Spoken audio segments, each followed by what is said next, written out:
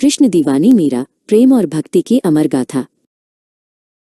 बहुत समय पहले राजस्थान की वीरभूमि मारवाड़ के मेड़ता में राजकुमारी मीरा का जन्म हुआ।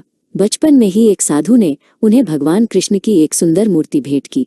मीरा ने उसी क्षण कृष्ण को अपना सर्वस्व मान लिया। जब उनके घर के सामने से एक बारात निकल रही थी तो नन्ही मीरा ने उत्सुकता से अपनी माँ से पूछा, माँ, मेरा दूल्हा कौन है? माँ ने सहज भाव से कृष्ण की मूर्ति की ओर इशारा कर दिया। बस उसी दिन से मीरा के हृदय में कृष्ण प्रेम की ज्योति जल उठी। समय बीता और मीरा का विवाह मेवाड़ के राजकुमार भोजराज से हुआ। मीरा राजसी ठाठ बाट के बीच भी वैरागी बनी रही। उनके लिए राजमहल एक पिंजरा था। वे अक्सर अपनी सखियों और साधु संतों के साथ कृष्ण भक्ति में लीन रहती। उनके इस व्यवहार से राज परिवार खुश नहीं था। मीरा का मानना था कि जिस कृष्ण के सिर पर मोर मुकुट है वही उनके सच्चे पति और रक्षक हैं। वे कहती थी, मेरे तो गिरधर गोपाल, दूसरों न कोई। मीरा के पदों में विरक्ति और समर्पण का गहरा भाव है। वे कहती हैं कि उन्होंने कुल की कानी, परिवार की मर्यादा को छोड़कर साधुओं का साथ चुन लिया है। उनके अनुसार लोक लाज और सांसारिक मान मर्यादा प्रभु भक्ति के मार्ग में बाधा है। उन्होंने आंसुओं के जल से सींचकर अपनी प्रेम बेल बोई थी, जिसमें अब आनंद के फल लगने लगे थे। समाज उन्हें बावरी, पगली कहता, पर मीरा को इसकी कोई चिंता नहीं थी। मीरा की कृष्ण भक्ति उनके देवर राणा विक्रमादित्य को रास नहीं आई। उन्हें लगा कि मीरा के सार्वजनिक रूप से नाचने और साधुओं के साथ बैठने से कुल की मर्यादा भंग हो रही है। राणा ने मीरा को रास्ते से हटाने का निश्चय किया। उन्होंने मीरा के लिए विष का प्याला भेजा। मीरा ने कृष्ण का नाम लेकर वह विष प्रसन्नतापूर्वक पी लिया। आश्चर्य की बात यह थी कि वो विष मीरा के लिए अमृत बन गया और उनका बाल भी बांका नहीं हुआ। विष का प्याला हाथ में लेकर मीरा ने हंसते हुए कहा था कि उन्हें मृत्यु का कोई भय नहीं है, क्योंकि उनका रक्षक स्वयं वो गिरधर है। इस घटना के बाद मीरा का विश्वास और भी दृढ़ हो गया। उन्होंने लिखा, विष का प्याला राणा जी भेजा, पीवत मीरा हांसी रे। ये पद दर्शाता है कि जब भक्ति सच्ची हो तो ईश्वर स्वयं रक्षा के लिए आते हैं। संसार की कोई भी शक्ति भक्त को विचलित नहीं कर सकती।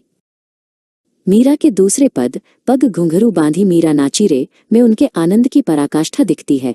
वे कहती हैं कि मैं अपने नारायण की दासी बन गई हूँ और उनके प्रेम में भाव विभोर होकर नाच रही हूँ। लोग कहते हैं कि मीरा पागल हो गई है और रिश्तेदार उन्हें कुलनासी, कुल का नाश करने वाली कहते हैं। लेकिन मीरा के लिए तो केवल अविनाशी प्रभु की भक्ति ही सत्य है। राजमहल के अत्याचारों से तंग आकर अंततः मीरा ने मेवाड़ छोड़ने का फैसला किया। वे एक साधारण भक्त की तरह पैदल ही वृंदावन की गलियों में निकल पड़ी। अब उनके पास न कोई धन था, न कोई सुरक्षा, पर वे खुद को सबसे अधिक सुरक्षित महसूस कर रही थी। उन्होंने सिद्ध कर दिया कि ईश्वर की प्राप्ति के लिए महलों का त्याग करना अनिवार्य नहीं, बल्कि मन का समर्पण अनिवार्य है। वृंदावन में मीरा की ख्याति दूर दूर तक फैल गई। वहां के प्रसिद्ध संत जीव गोस्वामी पहले तो एक स्त्री से मिलने को तैयार नहीं थे, क्योंकि उन्होंने स्त्रियों को न देखने का प्रण लिया था। लेकिन मीरा ने उन्हें संदेश भेजा, वृंदावन में तो केवल एक ही पुरुष है, श्री कृष्ण। बाकी सब तो उनकी गोपियां हैं। ये सुनकर गोस्वामी जी दंग रह गए और तुरंत मीरा से मिलने आए।